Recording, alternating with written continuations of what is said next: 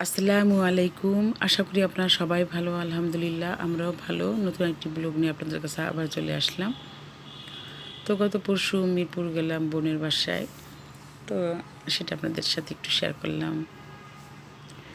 তো প্রথমে আমি রিক্সা করে গেলাম। তো মেট্রো রেলে যাব। তো আমার বোন আসছে, বোনের ছেলে আসছে। তো আমার মেয়েও আমাদের সাথে গেছে। তো ৪ জনে মেট্রো রেল করে বোনের বাসায় গেলাম। মিরপুর যেতে আমাদের বেশি একটা সময় লাগেনি। তো এর মধ্যে আমি একটু ভিডিও করলাম।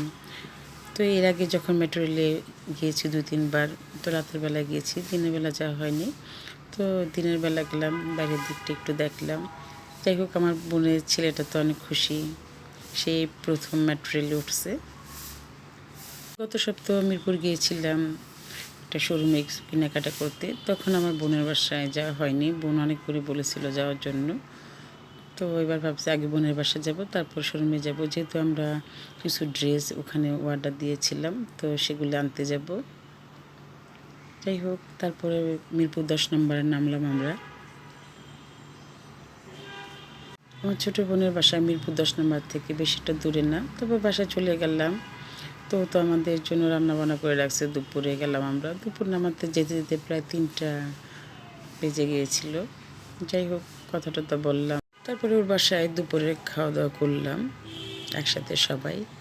তো বাচ্চারা খেয়েছে। তো বাচ্চা বলতে ২ ছেলে মেয়ে, ১ ছেলে ১ মেয়ে। তো আমার মেয়ে ছিল, তো এখানে আমার মেজো বোনেরও ১ ছেলে ছিল। যাই হোক, তো ও আমাদের খাবার টাবার বেড়ে দিল।